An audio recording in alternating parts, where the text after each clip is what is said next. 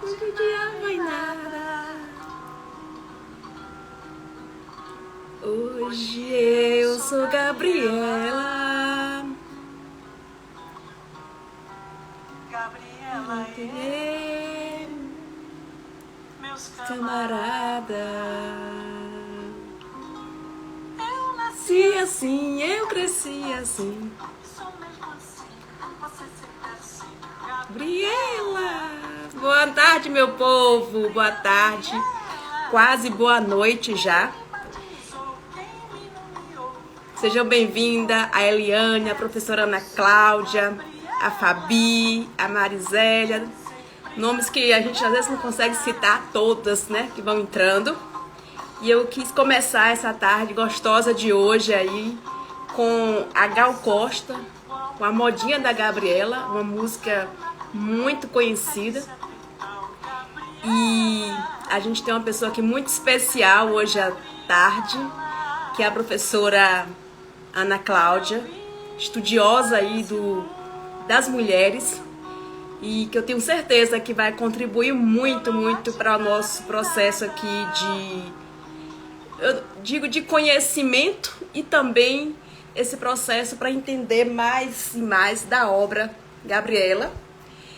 Para quem não sabe, a gente faz parte de um clube de leitura, que é o Danado de Bom, Clube de Leitura Nordestina.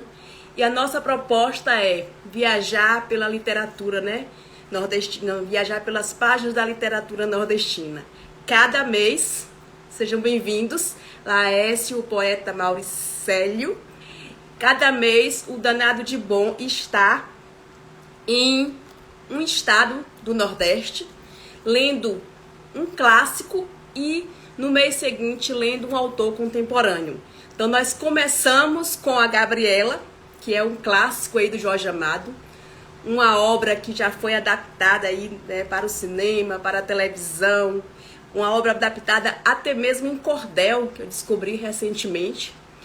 E no próximo mês a gente já está lendo também um autor contemporâneo, que será o Torto Arado. Então a gente tem muita coisa gostosa para conhecer desse Nordeste maravilhoso, que eu tenho orgulho de falar, né, de quanta coisa boa a gente tem aqui. Quando eu fui fazer uma pesquisa assim por alto do tanto de autores, né? A gente vai lá pro Cariri paraibano, sim. A Paraíba é super parceira da gente aqui, o Efigênio Moura, a Valéria Xavier, que é uma autora também nordestina, e inclusive faz parte do nosso clube de leitura, a Cibele Laurentino. Eu tenho o prazer de já ter conhecido vários autores aí da Paraíba. Eu digo que depois da Bahia aqui, a nossa maior parceria aí é com a Paraíba. E quero chamar agora aqui, eu vou fazer esse convite aqui pelo Instagram, a professora Ana Cláudia, que vai nos dar o prazer, né, de ter esse diálogo conosco. Antes de chamá-la, eu gostaria de apresentar a professora Ana Cláudia Reis. A gente que vem da academia, né, professora, tem esse hábito de falar, nem que seja sucintamente, sobre os nossos convidados, fazer essa breve biografia. Ela é historiadora, professora da Universidade Estadual do Sudoeste da Bahia, na qual também eu tenho o prazer de ser funcionária dessa instituição. Ela é mestre em Memória Social e Documento pela UESB, doutoranda em, eu vou falar em português, viu, Pro?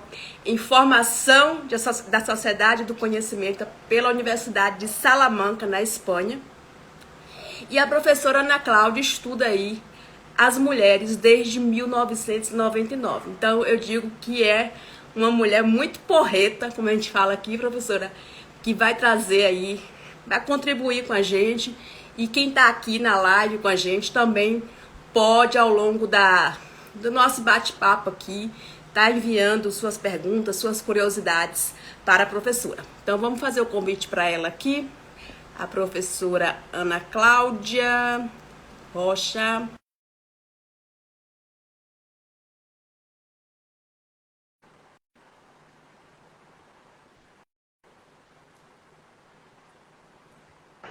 Prontinho, prontinho. Pronto.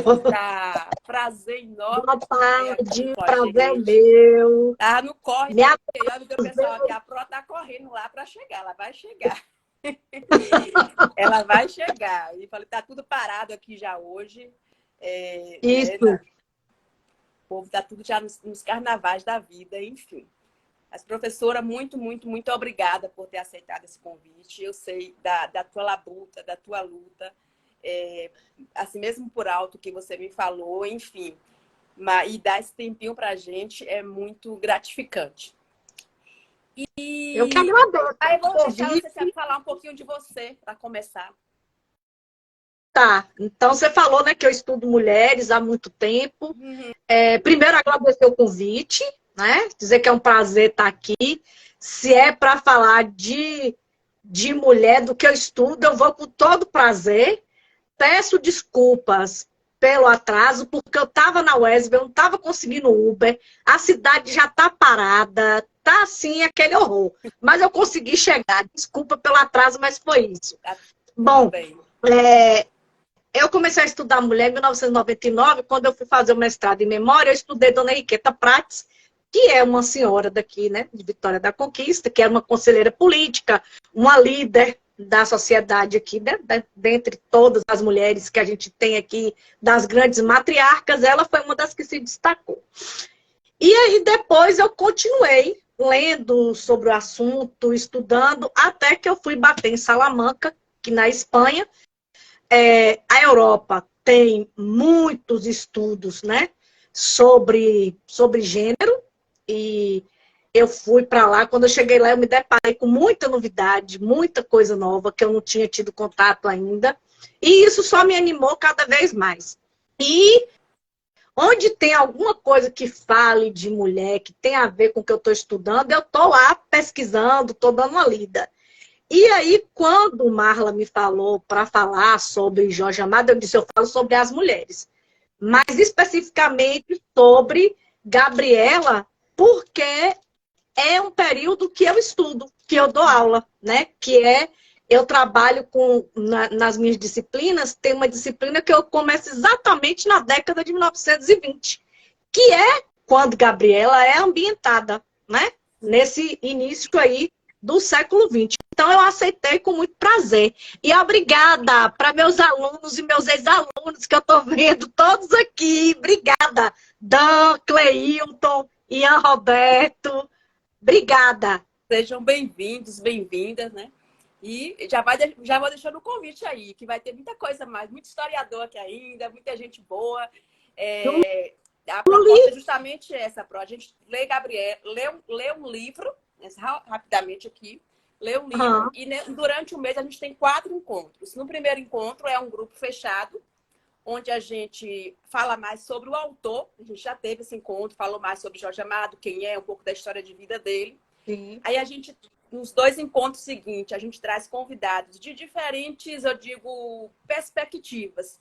Pode ser uma pessoa como você que vem falar sobre o papel da mulher, pode ser artistas que, por exemplo, o Torto Arado. A gente vai trazer pessoas que transformam o Torto Arado em outras obras de arte. Enfim.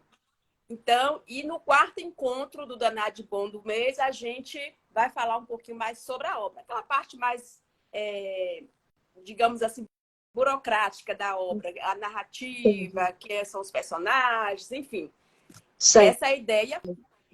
E aí, assim, eu não preparei, de fato, falei, esse bate-papo de hoje eu vou deixar correr solto, digamos, deixar aquela coisa leve. E lendo Gabriela, a gente vê lá várias mulheres, né? Várias mulheres que claro que Gabriela é a protagonista da obra, sobre quem a gente vai falar mais aqui, com certeza. Mas eu queria ouvir de você, na obra, quais são as personagens, as mulheres que te chamam mais atenção ali e por quê? Como é que você analisa essas mulheres do Jorge Amado presente na obra da Gabriela? Então, eu separei, deixa eu só falar aqui que esse meu amigo Rui Bento Simões está aqui direto, ou de Portugal, ou da Espanha. É um amigo muito, muito querido. Rui, que lindo, obrigada. Obrigada. Então, vamos lá. Eu fiz primeiro um contexto de Ilhéus naquela época. Pode ser assim? Pode ser do seu jeito, professora. Pronto. Fique à vontade. Então, vamos lá. O romance Ele foi publicado em 1958, a primeira edição. Mas ele é ambientado na Ilhéus da década de 1920. Sim. Mais especificamente em 1925. E é um período que? É um período que Ilhéus era uma cidade opulenta, era a riqueza do cacau.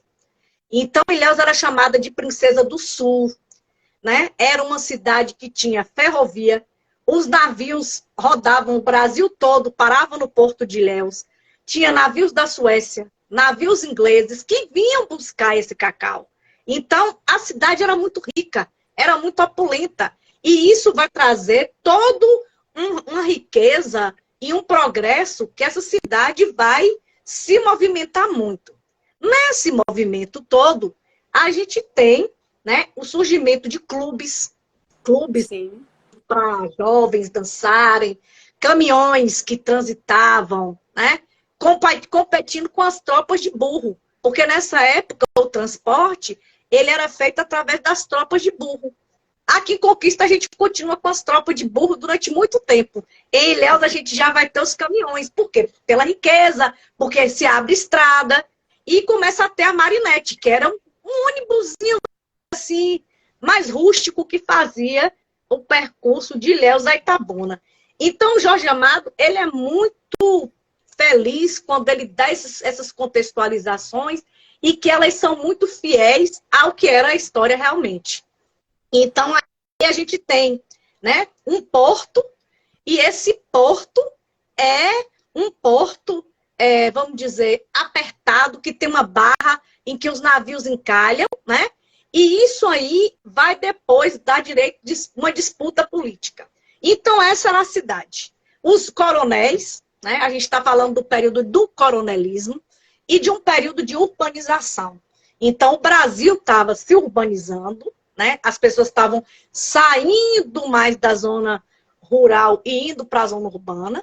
E a gente tem, politicamente, os coronéis. Então, esses coronéis eram os que mandavam em cada local. Então, a cidade de Ilhéus, por exemplo, tinha um intendente, mas que mandava Coronel Ramiro Bastos, que estava no poder há muito tempo. E junto com ele, a gente tinha outros coronéis.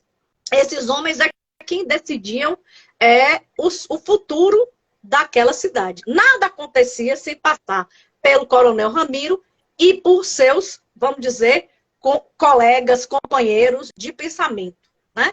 E isso não acontecia só em Ilhéus, né? Isso acontecia no Brasil inteiro, tá? E aí a gente vai ter móveis importados. Se você tem navios que vêm do Rio, esse povo estava despejando dinheiro por causa do cacau, essa riqueza. A mesma coisa que aconteceu em Manaus com a borracha, ou na época do café. Então, as pessoas queriam realmente ostentar. Então, vinham móveis, né, franceses. Por quê? Porque a França era o exemplo a ser seguido. A França era a cidade, era o país modelo. Paris era a cidade modelo que devia ser seguida, né? Tanto que aqui no Brasil a gente chama de Belle Époque imperfeita. Né? Se tinha a Belle Époque em Paris, é que era a Belle Époque perfeita. As roupas que se utilizavam aqui nesse período eram roupas que se utilizavam na Europa. Então, naquele calor no calor da Bahia, as mulheres de meia, de chapéu, de blusa, de todo mundo muito bem, muito vestido, muito apertado, né? Nessa época que a gente já tem as melindrosas, as mulheres já não estão tão apertadas. Mas em 1910, por exemplo, tinha o espartilho. Então, assim, Jorge Amado vai dizer que Ilhéus é uma cidade que vai ter o desenvolvimento, que vai ter o progresso, mas os costumes não. Ele vai dizer que os costumes continuavam os mesmos. E aí ele cita que o costume de arrotar a valentia, carregar revólveres dia e noite, de beber e jogar. E os crimes, né? Que qualquer coisa, você tinha os jagunços ali, cada coronel tinha seus jagunços para matar. Aí agora vamos às mulheres. Sim, diga, Marla, você quer falar alguma coisa que eu vou falando? Não, a minha pergunta tá solta aí. Só vou retomar aqui uma pergunta que chegou Deixa eu ver se eu consigo. Sobre Gabriela, a gente pode deixar para falar depois? Pode, só para não passar aqui, você só lembrar aí do que ela pergunta. Que Gabriela seria ingênua, ao contrário, seria uma mulher aferente de sua época, que dava o direito de lidar com seus desejos. Deixa eu anotar aqui. Pronto. Depois você responde para a Laura aí. A Laura é lá do Rio de Janeiro. Gabriela. Era ingênua. Pronto. Se ela era ingênua ou se ela era diferente, né? A gente vai chegar. Porque eu separei as mulheres. Sim, sim. Eu separei as mulheres. Bom, aí assim, a gente tem, nesse período, né, umas diferenças muito marcantes entre homens e mulheres na sociedade. Então, se até hoje se luta por igualdade, naquela época as diferenças eram abissais. Então, mulher tinha que ficar em casa, cozinhar, cuidar de filho, cuidar de marido, casar, estudar, mal e até terminar o ensino médio. Isso as meninas mais ricas e tudo. Mas aprendiam piano, tinha que aprender piano, era tudo. Uma menina que tocava piano era chique. Era, né, para casar. Era para casar. E aqui a gente vai ter a igreja, né? Então, em Ilhéus, você vai ter muito essa presença das mulheres na igreja, que iam muito para a missa e fazer todas as quermesses, dos doces para as quermesses. Era uma cidade muito festiva, né? Sim. E muito festiva e muito religiosa. E muito, se por um lado você tinha desenvolvimento urbano, tinha toda essa opulência das casas, os coronéis construindo palacete na cidade para sair um pouco da fazenda. Por outro lado, muitos deixavam as mulheres em casa, na fazenda. Essas mulheres não iam para a cidade. Elas eram as donas de casa na fazenda. Algumas nem iam. E as que estavam na cidade, elas tinham que aprender a administrar uma casa e uma fazenda. Ou uma cozinha. Então, vamos lá, né? A gente tem vários coronéis, né? São vários coronéis, mas eu vou falar especificamente aqui das mulheres. Então, nessa época, as mulheres ainda sofriam castigos físicos. Principalmente, nesse período aí, ele descreve muito no romance dele a surra de rebenque, que é o que você bate no cavalo, né? O rebenque. Então, era uma coisa muito dolorosa, mas as mulheres tomavam essa surra. Os casamentos eram arranjados, a maioria deles. E aqui, né? Aqui é o pensamento de duas irmãs gêmeas, né? Que são as irmãs dos reis, que ele fala, que eram cozinheiras, doceiras, duas velhinhas. Elas falam, moça direita não pensa em cinema e dança. E sabe tocar, tem que saber tocar piano, comandar a cozinha, costurar, né? Então, esses são os valores. Aí eu vou dividir as mulheres pelas, vamos umas classificações. Solteironas. Ele vai descrever as solteironas. As irmãs dos reis eram duas velhinhas, ele vai dizer que eram 128 anos de virgindade. Eu adorei. Eles tomam os anos dela e falam. Então, e essa virgindade era a honra. A virgindade era a honra da mulher, né? Então, a mulher tinha que guardar essa virgindade até o casamento. Só quem podia tirar essa virgindade era o marido, né? Então, as mulheres eram educadas para isso. E essas irmãs dos reis, elas eram gêmeas, né? Elas tinham casa de aluguel, elas faziam doces, cozinhavam jantares assim, de muita cerimônia e faziam o presépio mais famoso da cidade. Mas viviam querendo casar na CIB, né? E também acreditavam assim, que uma família tinha que ser formada pelo casamento. E a gente vai ter como valor assim, vamos dizer que até a metade da década de 1950, a mulher devia se casar até os 20 anos.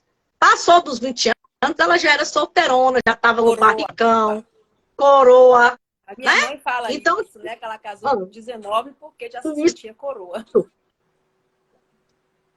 Exatamente. Quando eu entrevistei a neta de Dona Henriqueta, ela falou assim, vó já casou até tarde, vó já casou com 20 anos. Aí agora vamos para as mulheres que eram as trabalhadoras e donas de casa. Então ele cita mulheres trabalhando na fábrica de chocolate, né?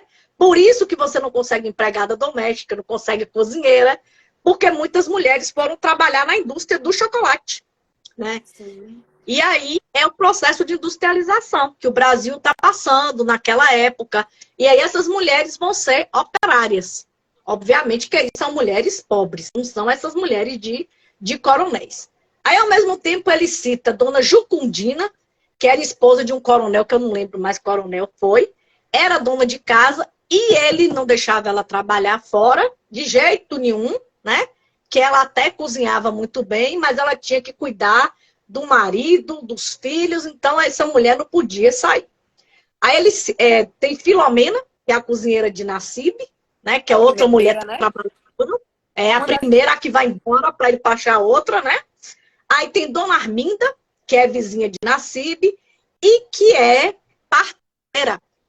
E Dona Arminda vai tocar num ponto bem interessante, que ela fala que era uma falta de vergonha, uma indecência, um médico ver uma mulher nua, uma esposa de alguém nua, e pegar filho dos outros. Que ela fala que isso é um médico homem, então a gente já está tratando aí da medicalização do parto. Quando as parteiras e os médicos começam a entrar em conflito no Brasil. Você tem a medicalização do parto, a criação das maternidades, e as parteiras começam a ser questionadas, né? Isso, principalmente mais tarde, vai ser muito, vamos dizer que em conquista a gente vai ter isso lá na década de 1950.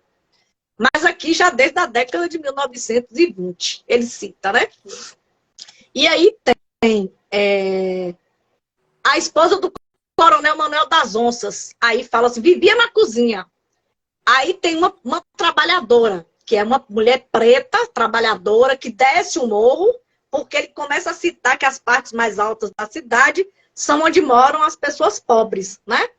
E aí ele fala que Maria de São Jorge descia o morro e trazia um tabuleiro com mingau e cuscuz de puba. E aí os homens saem até de pijama, 5 horas da manhã, para comprar esse mingau dessa mulher que era famoso.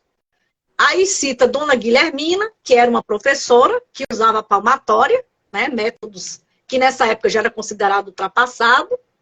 Ele cita a mãe de Mundinho, né, que Mundinho vai ser depois um jovem coronel, né, é outro modelo de coronel.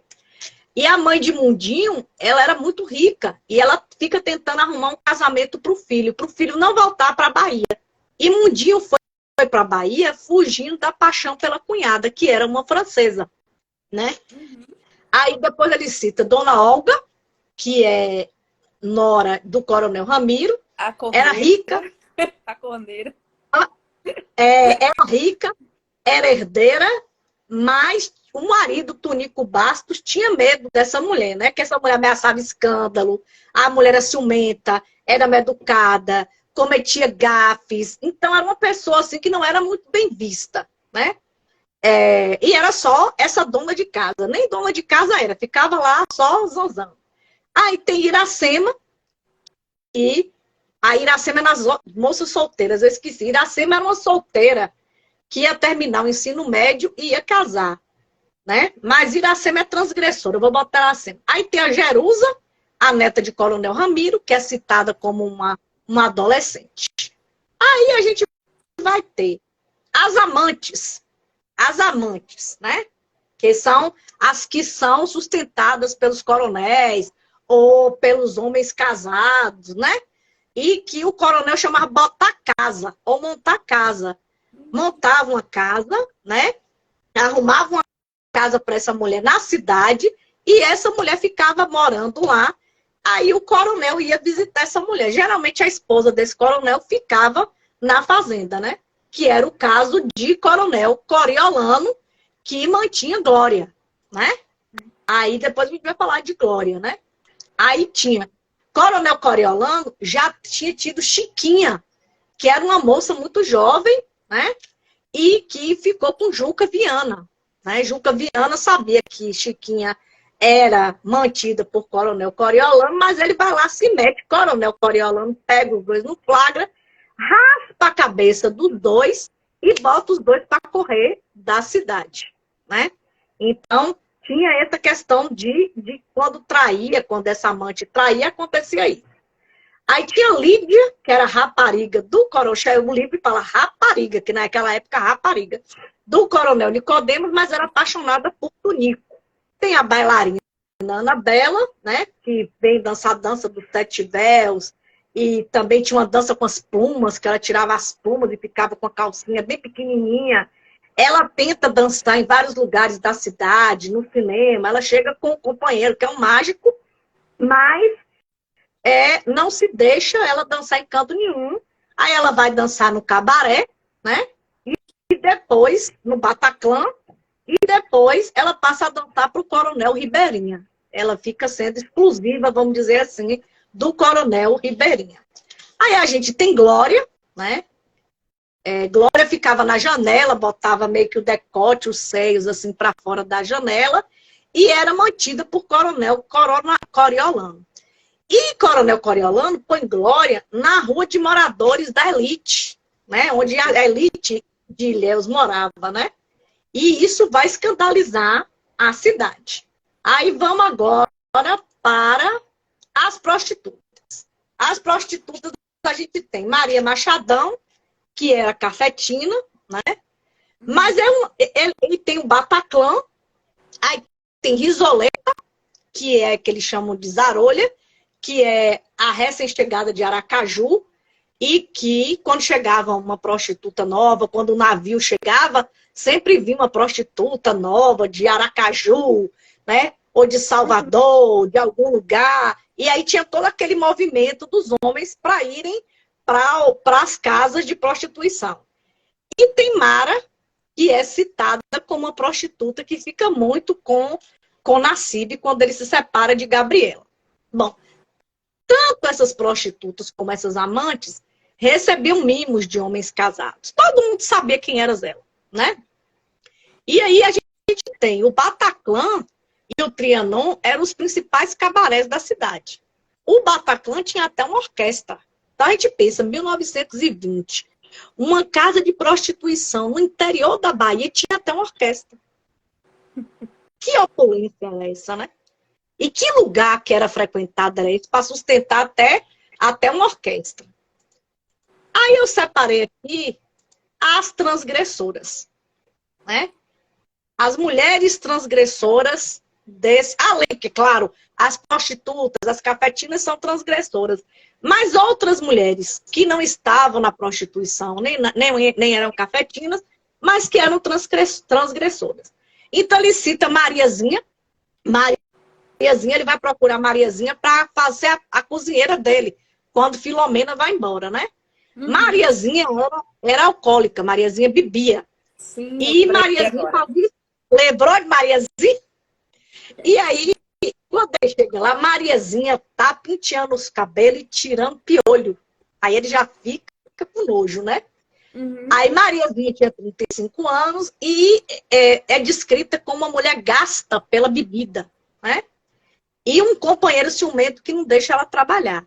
Né? E ela fala, eu agora só cozinho para meu homem.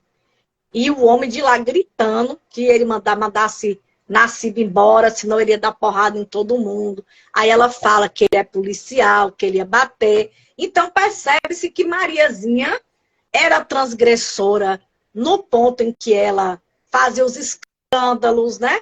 E que ela bebia, mas ao mesmo tempo Mariazinha estava num relacionamento tóxico, né? Sim. Aí depois a gente tem... Lembra muitos casos atuais que a gente conhece. Claro. Igualzinho, né? Igualzinho. É uma história lá da década de 20, mas quando você lê aquele trecho, eu me recordei de várias situações que eu já ouvi. Tá descrito, né? Jorge Amado, para mim, é um gênio. Aí a gente tem a esposa de Mr. Grant, que é um inglês que vai morar lá em Ilhéus por causa da questão do cacau e tudo. E essa esposa dele não suporta Ilhéus e a mulher vai embora. A mulher vai embora, ele fica sozinho, aí ele tinha as amantes dele e ela vai para Salvador.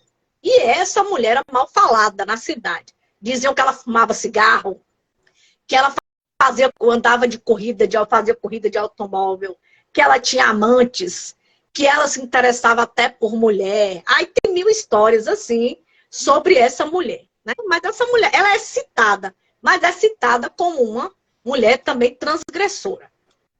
Aí a gente tem Malvina Tavares, que era filha do Coronel Mel Tavares, estudava no colégio de freiras, né?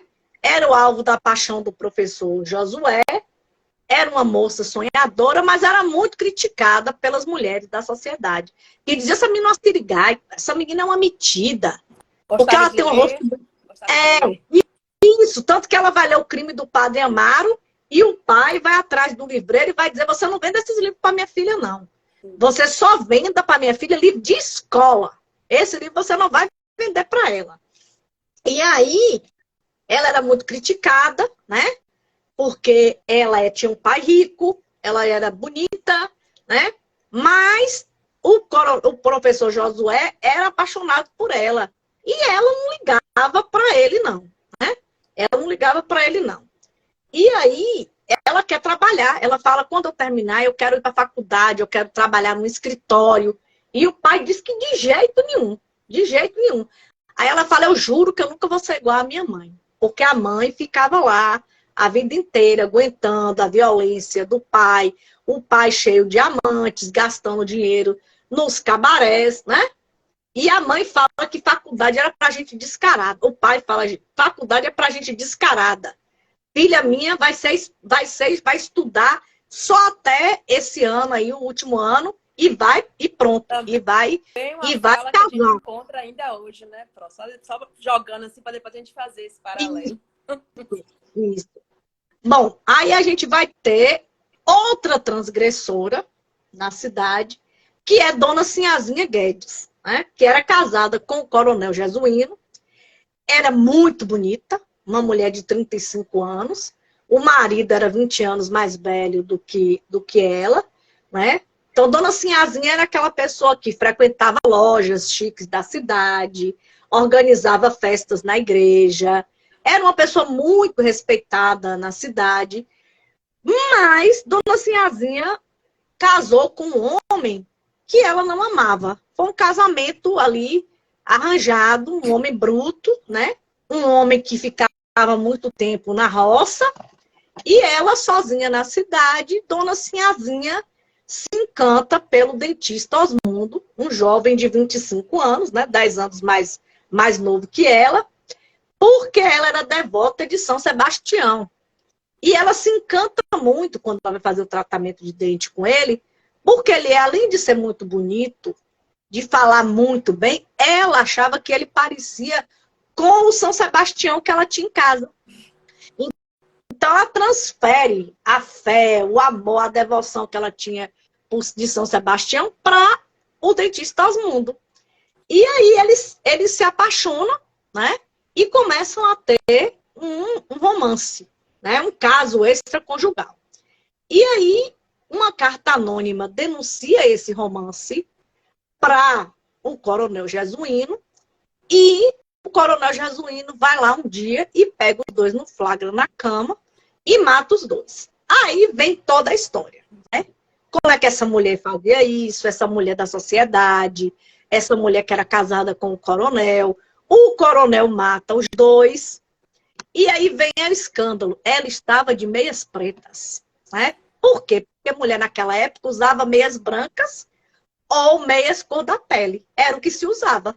E ela usa meias pretas. Aí fala assim, essa meia ela não comprou aqui, mandou vir de Paris, ou mandou vir do Rio. Tem toda uma história, né? De como essa meia chegou, de como essa mulher foi usar essa meia preta, né? Uhum. E aí, isso é falado durante muito tempo, porque a meia preta era um elemento de sensualidade. E essa mulher estava exercendo sua sexualidade e essa sensualidade com esse elemento, vamos dizer, sensual. E aí o povo fala, é por isso que ela traiu uma mulher que não tinha filho para cuidar. Se ela tivesse um filho para cuidar, ela nunca ia fazer aquilo, né? E aí, um tempo depois, a família de Osmundo vem para Ilhéus e o pai de Osmundo faz uma cerimônia fúnebre para o filho, porque no enterro do filho quase não teve quem segurasse a alça do caixão. E Dona Sinhazinha foi velada na casa de um parente lá distante. E aí entra Malvina. Malvina é uma moça solteira, rica, estuda em colégio de freira, filha de um coronel, e transgride pega um ramalhete de flores e vai levar para a dona, né, Sinhazinha morta. E ninguém entende o que aquela moça estava fazendo ali. Mas ela se compadece de dona Sinhazinha. E aí, a gente vem agora para a principal personagem e que dá nome ao romance, que é Gabriela, né? Então, Gabriela tinha 21 anos, era uma retirante, né? Ela vem do sertão. Então, vamos lá.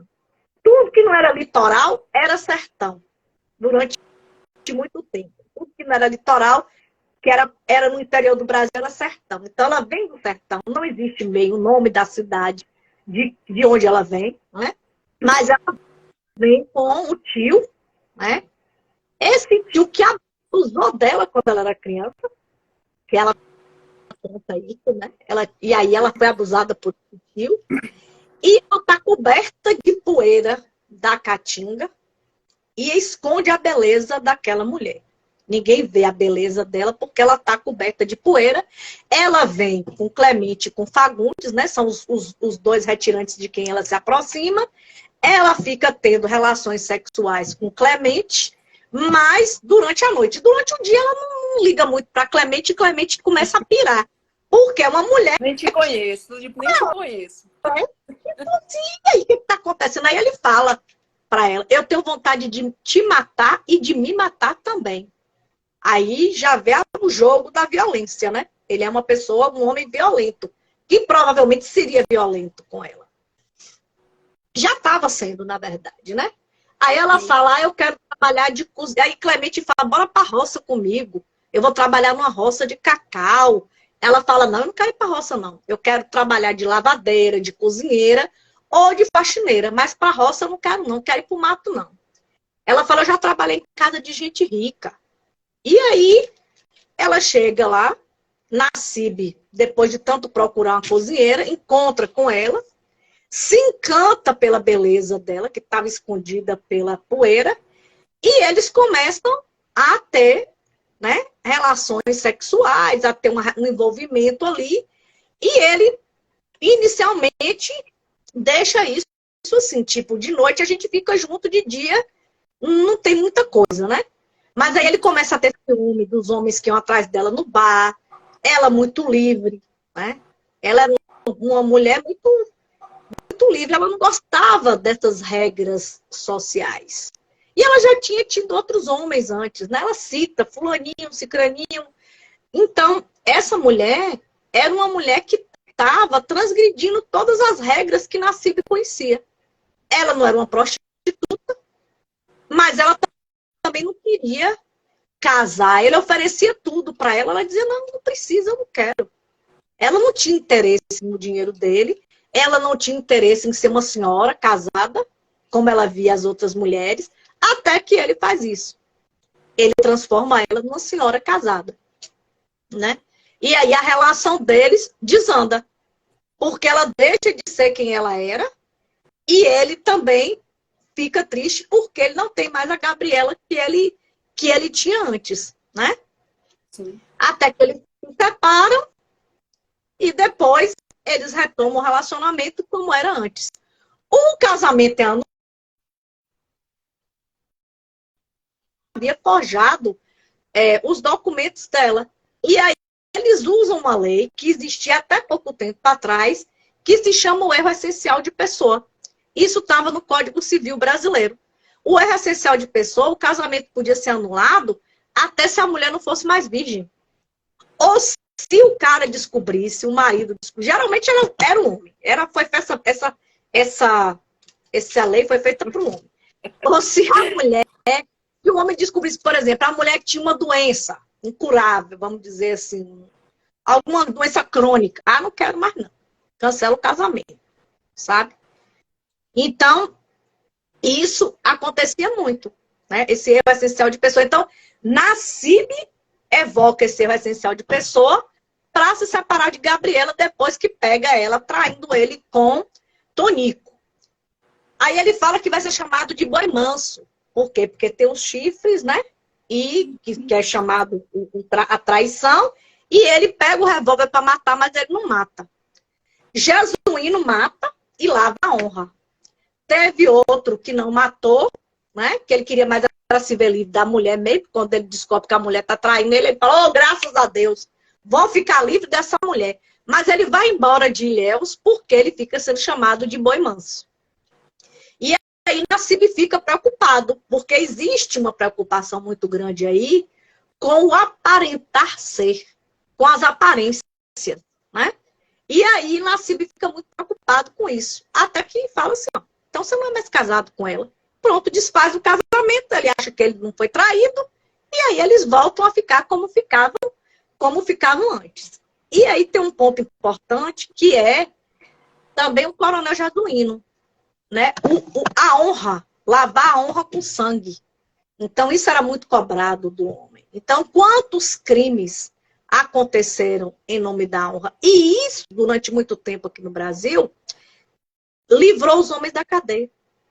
Não havia Muitos. punição, né? Era como se fosse Não, legal. não. Foi em nome da honra, foi no momento de furor, foi no momento de emoção que eu matei. E isso livrava esses homens da cadeia. E o coronel Jesuíno vai ser o primeiro, né, nesse caso aí em Ilhéus, a ser preso. Por isso. Porque matou, né, essa mulher e esse homem. Porque o pai de Osmundo vai atrás e consegue fazer o processo caminhar. Então, concluindo aqui, para depois a gente discutir, né, as perguntas e quem quiser. Na verdade, Jorge Amado coloca praticamente quase todas as mulheres dele como transgressoras. Quase todas as mulheres do romance, essas mulheres são transgressoras, porque o próprio Jorge Amado era um transgressor. Ele era um comunista, membro do Partido Comunista, que vai passar por muita coisa. E ele conhecia muito o Brasil, e ele conhecia muito o Ilhéus, a história daquela região. Né? E existem problemas até hoje, porque a família de uma senhora que foi casada com o dono do Vesúvio diz que ela não era a Gabriela. Né? E realmente essa mulher existiu, a mulher do dono do Vesúvio, ela existiu, ela era exímia cozinheira, exímia doceira, inclusive eu conheci uma senhora de quem ela fez o bolo de casamento, né? Mas os netos dessa senhora apareceram na época que a Rede Globo fez a minissérie, que por final é muito fiel ao livro, eu não lembro da primeira versão da novela, essa segunda versão eu achei bem fiel ao livro, e esses netos apareceram e falaram que a avó deles não era assim, né? Porque essa Gabriela é a Gabriela que está ali, que tem sexo, que tem uma sensualidade.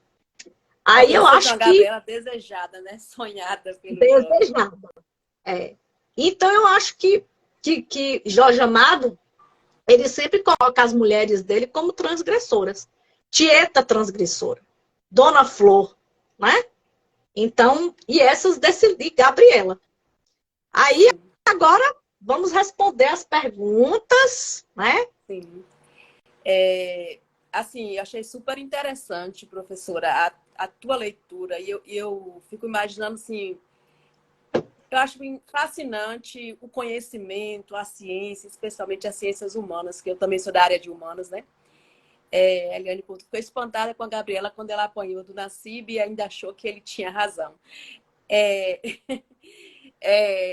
Porque o teu olhar de historiadora, né? Você consegue contextualizar a obra dentro desse contexto histórico todo e você conseguiu ver essas mulheres todas, quando você foi falando, algumas, as principais, assim, digamos assim, já estavam aqui, né, bem nítidas na minha memória, mas algumas você conseguiu captar e estavam lá, de certa forma, assim, entre aspas, escondidinhas lá, e você trouxe à tona todas essas mulheres, acho que até por conta mesmo do seu estudo, que é voltado para essa questão, então o teu olhar já vai bem mais certeiro, talvez, do que outros leitores que lerem Gabriela. E daqui a pouco a gente vai ver a pergunta da Laura, quem tiver mais perguntas também. E eu tenho uma pergunta que eu fiquei pensando enquanto li a Gabriela, que tem a ver um pouco com a que a Laura fez há pouco. porque eu fiquei pensando assim, Gabriela existe uma invenção do Jorge Amado.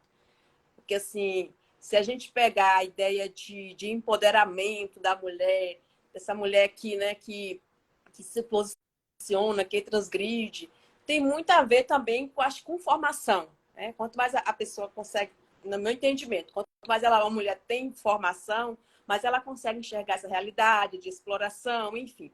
E Gabriela, aquela mulher que veio lá do sertão, como o Jorge Amado coloca, ele não diz, mas deixa bem, assim, na minha leitura, que ela não teve uma escolarização, não passou pela escola, trabalhou em casa de família desde cedo, enfim, aprendeu essas coisas todas. E como foi que Gabriela conseguiu ser essa pessoa transgressora, livre, digamos assim, sem ter passado por isso? Que relação você faz do que eu estou pensando, questionando aqui? O Maurício colocou alguma coisa aqui para Jorge Amado não está no campo sexual, poderia ele, sendo comunista, enveredar mais para o campo político? Bora lá. Tem sua pergunta, tem a outra e tem a de Maurício, né? Sim. Oh. Então, vou começar pela moça que fez primeiro. E talvez já responda um pouco a sua. Sim. Se ela era diferente, se ela era ingênua. Eu acho que as duas coisas. Uma pessoa, vamos dizer que Gabriela, ela não tinha consciência ou ela não conseguia perceber o mundo da maneira como as pessoas percebiam. Ela vem de lá do sertão, de um lugar onde era ela livre, ela podia fazer o que ela quiser, e a gente tem que pensar que ela era pobre. E se a gente for pensar, as outras mulheres pobres que tem no livro, essas mulheres pobres, elas não eram casadas senhoras da sociedade. Elas eram mulheres que trabalhavam, não tinham tempo para estar vestindo roupa assim, assado, não tinham tempo para estar pensando em convenções sociais. E isso fica muito claro se a gente for ler outros estudos sobre mulheres nessa época, em que essas mulheres, o operariado, por exemplo, as uniões nunca eram feitas dentro da justiça civil, por exemplo. Né? Então, Gabriela, eu acho que ela não tinha essa consciência, ela não percebia esse mundo com esse olhar de que era preciso, né? Era preciso casar no papel, que ela não podia ter um sexo mais livre, né? E a gente tem que pensar com a mentalidade da época. Ela era desse jeito porque, primeiro, ela é um personagem de Jorge Amado, que é um homem que sempre coloca suas mulheres muito livres, como Tieta, como Dona Flor. Né? Ele sempre coloca essas mulheres, os personagens deles são muito libertários. Né? E talvez porque ele tivesse uma mulher de família anarquista, tanto que ele cita muito um personagem anarquista no livro, e canções anarquistas e tudo mais. Ele demonstra um conhecimento grande sobre isso. Então, eu acho que quando se Gabriela era ingênua, se ela era diferente, eu acho que as duas coisas. Ela tanto era ingênua para determinadas coisas, ela não percebe maldade, por exemplo, nas outras mulheres que estavam ao redor dela, nas insinuações, né? Mas, ao mesmo tempo, ela era uma mulher diferente porque ela não queria aquela vida de aparência. Porque existia o aparentar ser, esse aparentar ser uma senhora da sociedade, de vestir aquelas roupas, né? E ela foi criada, e voltando aí, vindo para a sua pergunta, né? Se ela existiu daquele jeito, com aquela personagem, eu acredito que Jorge Amado deve ter juntado várias pessoas. Uhum. Porque ele juntava, né? Ele via as pessoas e formava, né? Tanto que esse dono do Vesúvio realmente era um descendente de libaneses, de sírio, não sei. Mas a esposa, por exemplo, que era, né, essa esposa dele, era uma mulher que era casada com ele. Era uma exímia cozinheira, mas era casada com ele. Então, pode ser que Nassib seja realmente esse dono do Vesúvio, né? Mas a esposa não era Gabriela, entende? Então, assim, a criação dele pode ser de vários personagens. Eu não sei se tem alguma fala dele sobre isso, mas depois a gente pode até procurar, Sim. né? E Maurício, se ele enveredou mais para o campo político. Então, aqui eu só falei das mulheres, eu não entrei muito nas questões políticas. Mas se a gente for pensar na parte política, Maurício, ele vai descrever toda a questão do coronelismo, da política do interior, de como era feito esse coronelismo, de como o coronel fazia a política, sabe? Ele descreve, inclusive, como o coronel Ramiro recebia as pessoas de acordo com a importância que essas pessoas tinham para ele. Que aí é uma coisa, que as casas das famílias mais ricas tinham 2 salas. Uma sala para visita de cerimônia, né? E uma sala para as visitas de casa. E aí, quando chega alguém que interessava muito a Coronel Ramiro, ele levava para a sala que tinha as cadeiras de espaldar alto, que era uma sala mais de cerimônia. Então, todas essas questões políticas, a briga dele política com o Mundinho Falcão, o jornal que começa a circular na cidade, ele descreve muito bem. Ele entende perfeitamente esse coronelismo e essa nova oligarquia que está surgindo, que é Mundinho Falcão, que é um oligarca jovem e que vai deixar essa velha oligarquia para trás, que vai tomar o poder e isso vai desaguar lá na Revolução de 1930, né? Que é essa nova oligarquia que tá surgindo, que vai deixar esses coronéis tentar deixar para trás, mas isso ainda vai persistir durante algum tempo. Mais alguma pergunta? Tenho sim, só mais uma, se puder. Não. Eu vou só falar aqui, como a gente falou Zélia. no início, a ideia é viajar pelo Nordeste pelas páginas da literatura. Então, na ideia do clube. Tá. E assim, você traz todas essas mulheres, descreveu por grupos de mulheres aí, que o Jorge aborda na obra. E aí a gente estava comentando, quando você falava, de muita coisa que ainda é muito comum. Então, o que tem desse Nordeste lá da década de 20, da obra de Jorge, presente em nossa sociedade atual? Mudou muita coisa?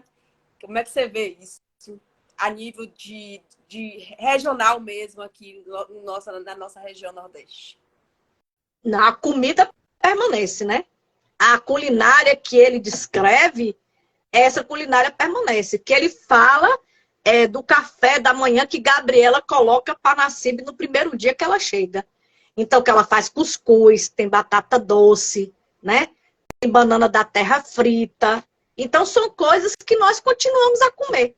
Que qualquer hotel, né? Daqui da Bahia, ou se você for para qualquer hotel daqui do Nordeste, vai ter banana da terra, vai ter cuscuz, né? Isso vai estar presente. A questão, como eu perguntei, a questão da mulher, né?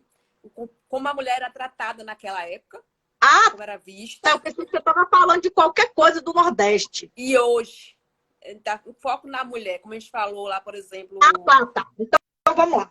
Olha só. A gente tem que pensar na mentalidade daquele período, né? E na mentalidade que existe hoje. Naquele período, a gente não tem o movimento feminista. A gente teve a primeira onda do movimento feminista, que foi sufragista, né? Sim. Que são aquelas mulheres que vão lutar pelo voto.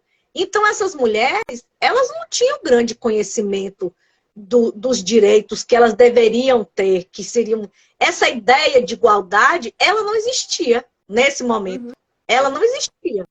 Né? Para essas mulheres do interior, ainda mais com esses pais, com esses professores, com essa sociedade tão conservadora, elas não tinham acesso a esse tipo de informação.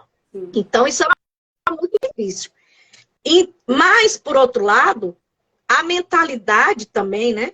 Não por outro lado, mas a mentalidade dos homens era uma mentalidade totalmente machista que ainda é do século XIX. E as mulheres viviam as mesmas... Isso só vai mudar depois da década de 1960, quando a gente tem outra onda feminista, né? E que as mulheres passam a ter acesso a uma literatura, que o mundo começa a mudar, que a gente tem, né, a chamada revolução sexual, a pílula anticoncepcional.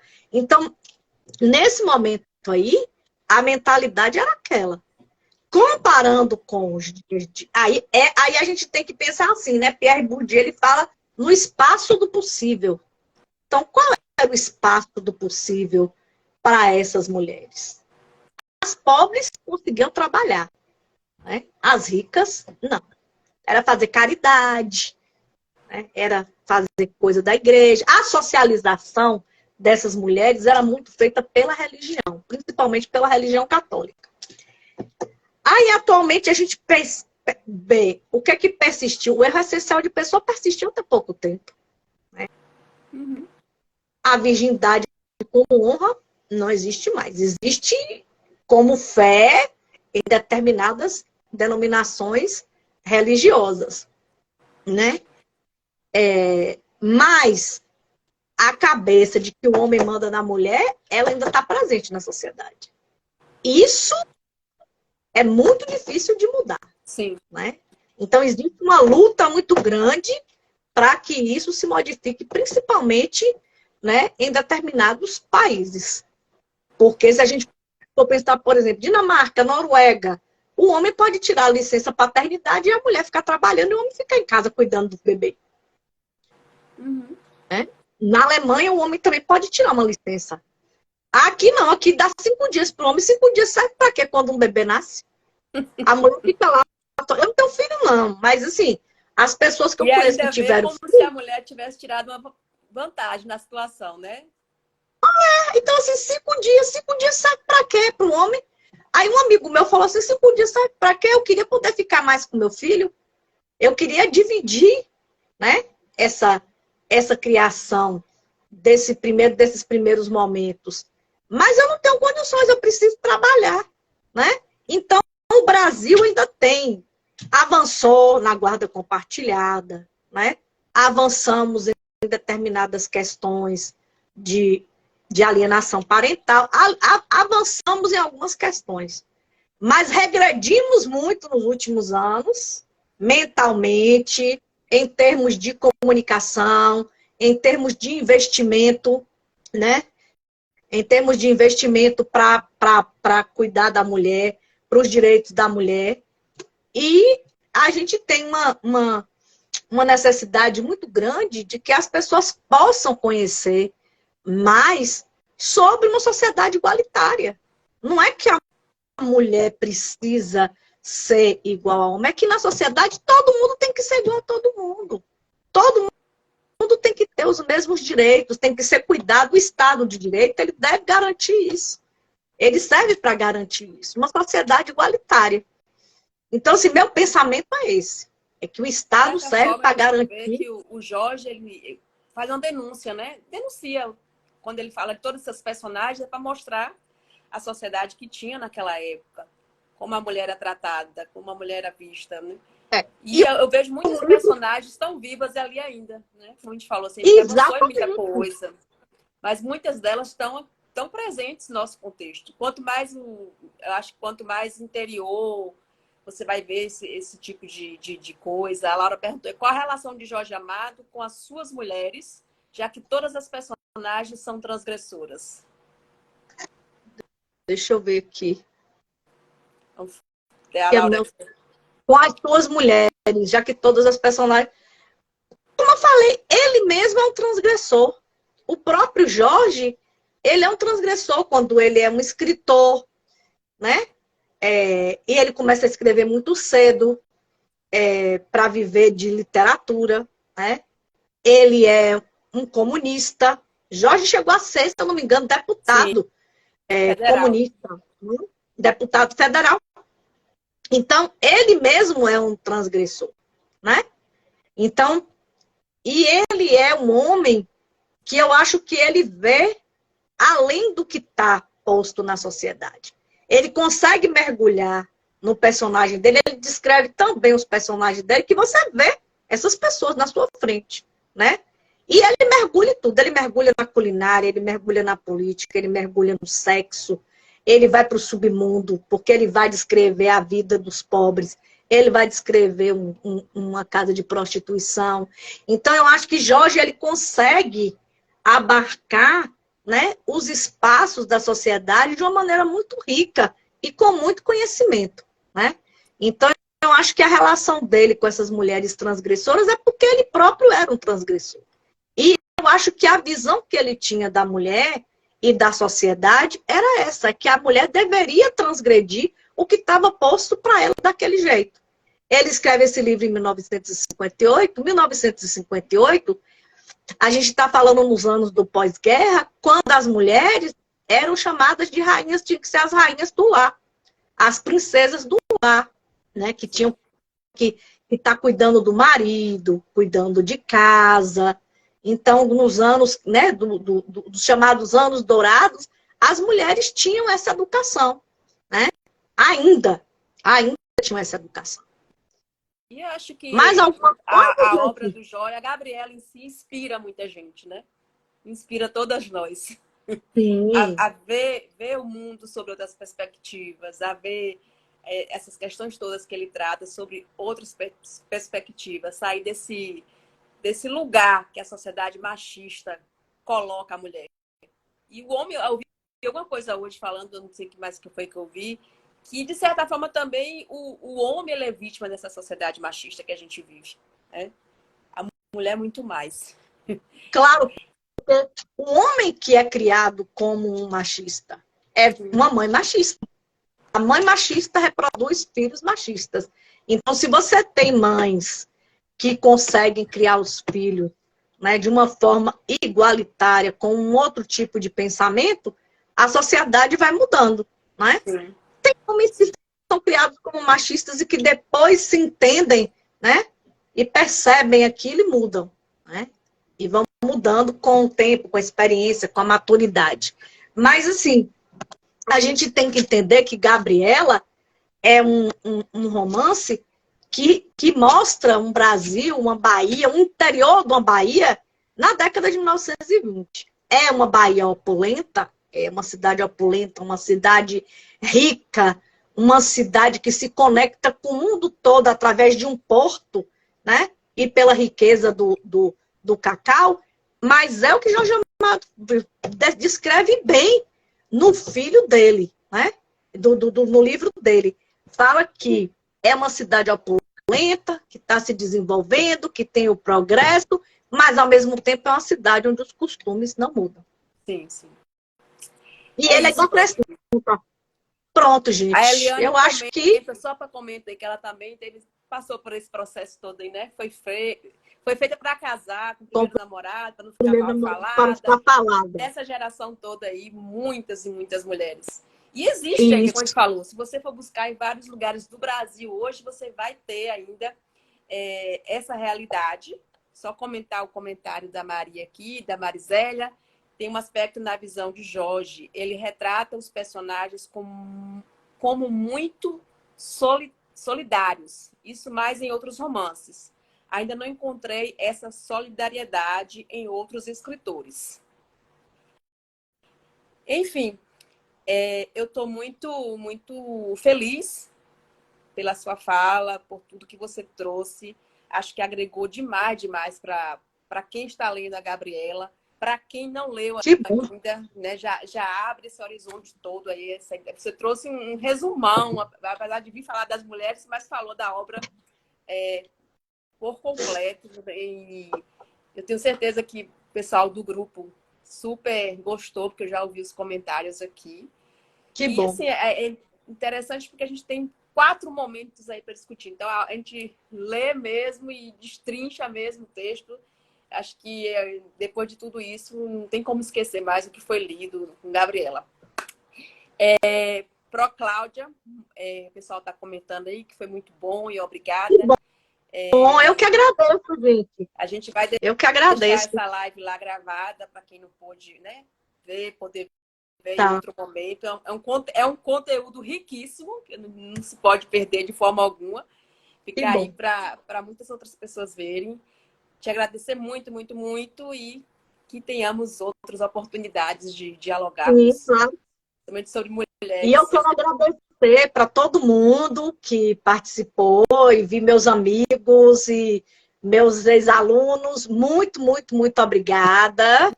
Obrigada a todo mundo aí, aos elogios.